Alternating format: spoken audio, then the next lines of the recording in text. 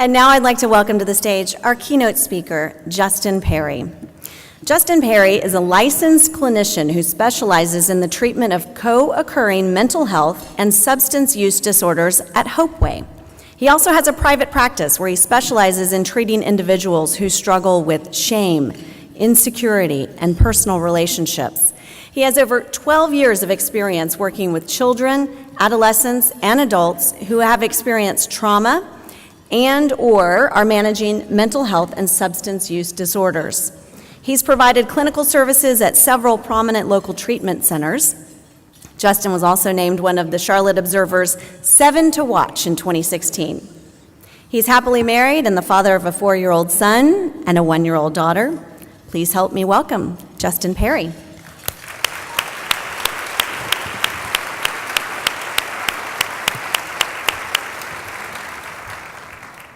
I want to start by just saying that I recognize pediatric mental health as something that is under-recognized, but that is a definite crisis in our community.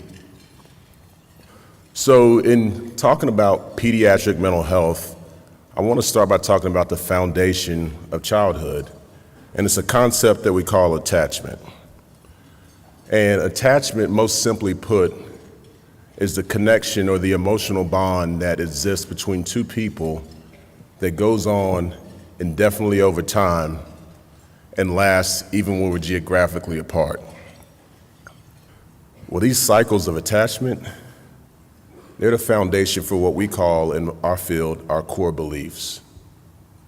And a core belief is simply the way I view myself, the way I view others, and the way I view the world.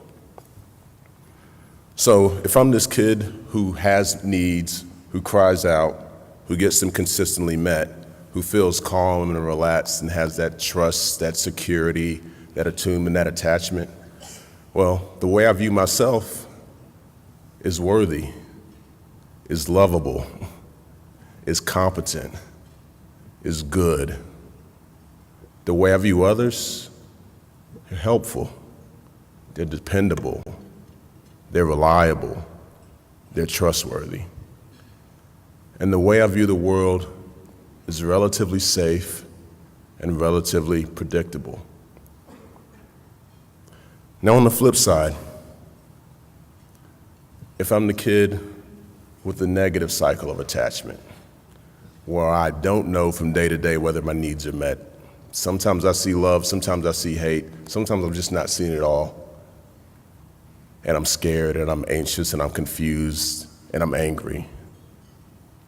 I'm filled with mistrust. I'm insecure. I'm unattached. My core belief is being shaped just the same, except I see myself as unlovable, unworthy, defective, bad.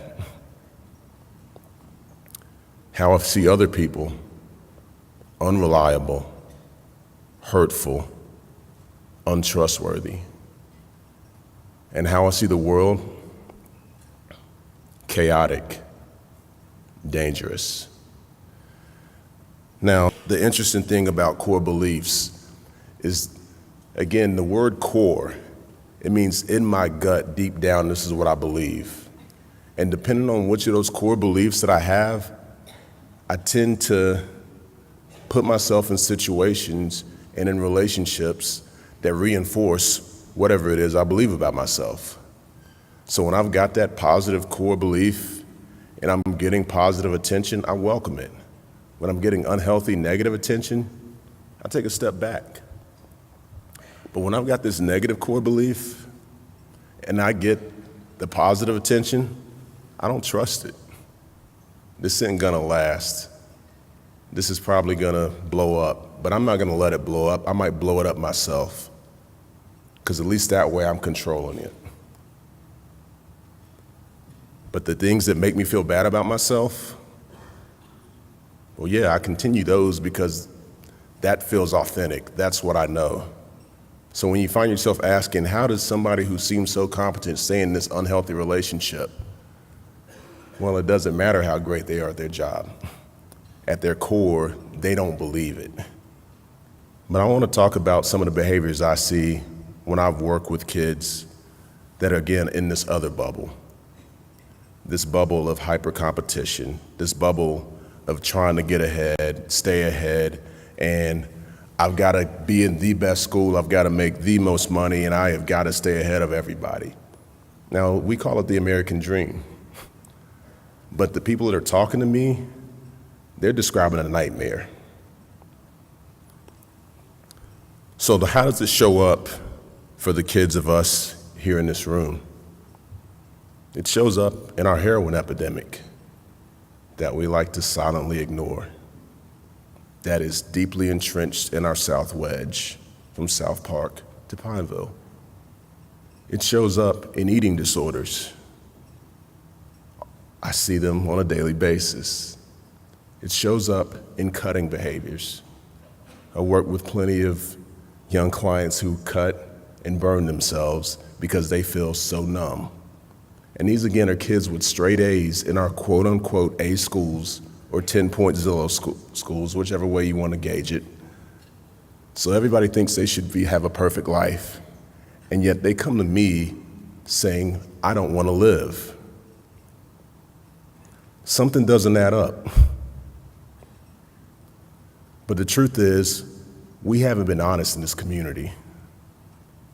There's literally a study called The High Price of Affluence that speaks to this, that actually studied looking at some folks concentrated in poverty and folks concentrated in wealth. And one of the things they said is that they saw similarities in terms of the behaviors of folks crying out.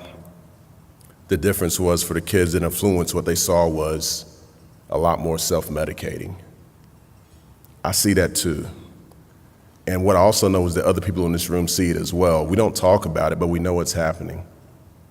We keep it quiet because that's what we do. We are an image-driven place. And I grew up in Charlotte, so one of the great things we do here is put out a great image. I love this city, so I can say these things about it. But what I'm gonna challenge all of us to do in here is to start taking a more holistic look at our children. Let's think about what needs children have. Let's talk about the needs of structure, of consistency, of attention, of accountability, of not being bailed out because I have a good lawyer that I can get you out of things every time you do something.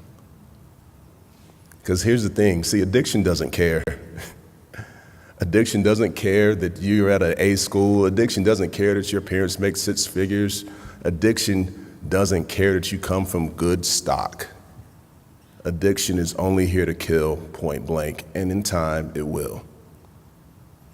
We have a saying in my field, you don't see old heroin addicts. That's 2 reasons for that. One, either you stop or you die.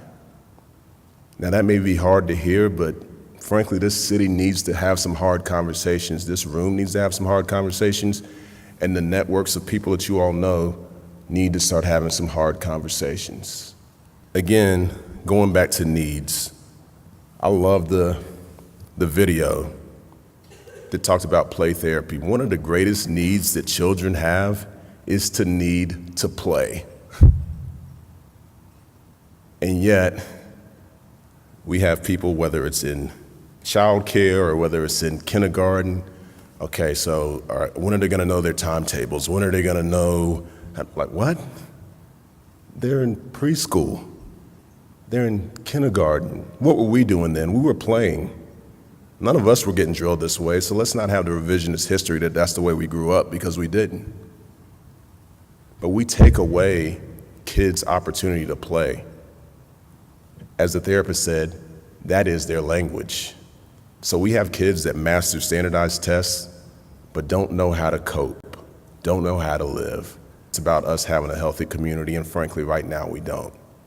And it's happening on both extremes, so we need to figure out how to come together and address this. So I'm gonna close out by saying that yes, I have said some things that right now might be hard to hear, but these are things that are not impossible to tackle. There is a lot of power in this room. There is a lot of influence in this room. And also, there's a lot of parents in this room. There's a lot of people in here who have gone through the struggles that I'm talking about. Full disclosure, I dealt with my own depression and anxiety. I'm all about breaking down the stigma. We've got to stop with the shame. And if a kid is having trouble, we say, oh, well, that's just bad parenting at home. Whew. Man, that's a pretty arrogant thing to say.